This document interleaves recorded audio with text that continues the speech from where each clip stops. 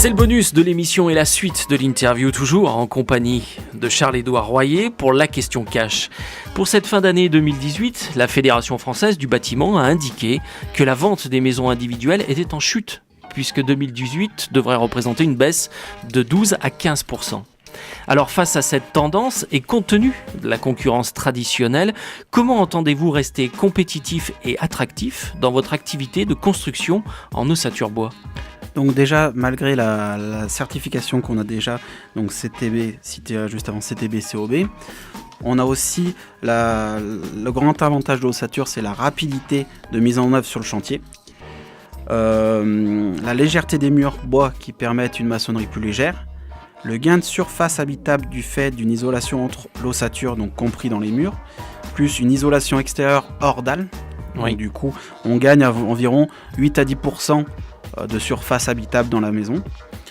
Une très bonne isolation en fibre de bois avec la coupure des ponts thermiques suit à une très bonne isolation extérieure, donc qui va ramener un gain de 30% de perte de chaleur par rapport à une maison de type traditionnel. La possibilité de différents parements extérieurs en façade, donc on peut avoir du bardage bois, du bardage composite, des enduits minérales, donc type crépi, voilà, qui sont aujourd'hui respirants, donc qui ne perdent pas les bénéfices de l'isolation en fibre de bois, donc le côté respirant.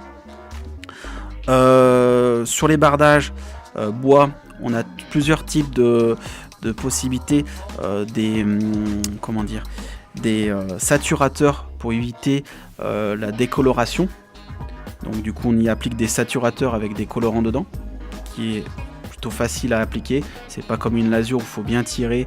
Là on badigeonne avec un pinceau, et vu que le bois pénètre dans le bois, donc on a moins de soucis d'application. Et puis surtout donc l'inertie thermique qu'on peut avoir, surtout l'avantage en hiver où quand le soleil tape sur les carreaux, ça réchauffe l'habitation, donc on a quand même moins de consommation. Maître Malon, un mot ?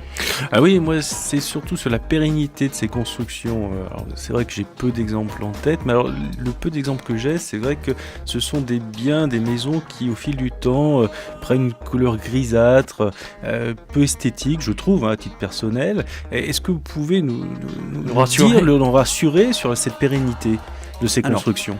Donc on va dire le côté grisant n'abîme pas le bois, n'altère pas l'efficacité thermique du bois, l'efficacité technique du bois. C'est vraiment un côté aspect. Donc soit, comme je disais précédemment, on y met des saturateurs. Donc il faut passer une fois par an pendant 3 ans et après c'est une fois tous les 5 ans. Ouais. Soit on peut passer sur un bardage composite, donc qui est peint usine garantie 10 ans. Donc là on n'a pas de souci, c'est peint.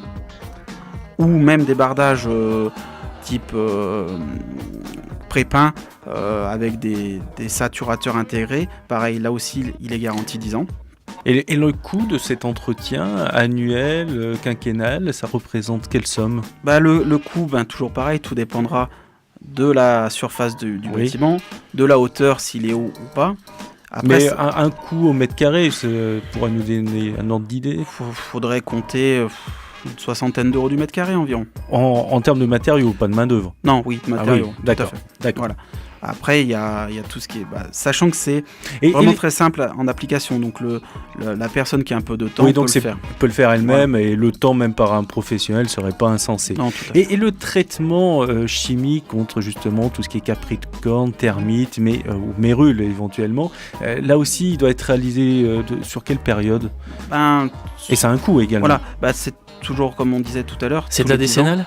Puisque le bois est traité à peu près pour 10 ans, vous annonciez. Sachant que c'est un bois, en général, en bardage, qu'on met thermochauffé. Dans la plupart après, sauf si on veut vraiment, type bâtiment agricole, gagner du budget, on va mettre un autoclave. En thermochauffé, les veines du bois sont brûlées. Donc du coup, l'insecte ne s'installe pas dedans. Ah, il ne peut pas s'installer. D'accord. On perd la résistance technique. Et forcément, oui. D'effort. Il y a moins de souplesse, un bardage, il n'y a pas de reprise d'effort. Donc du coup, en bardage, c'est l'idéal, comme pour les lames de terrasse, de passer en thermochauffé. D'accord. Ok. Voilà, c'est la fin de l'interview. Merci Charles-Édouard Royer pour toutes vos réponses. À très bientôt pour parler d'IMO.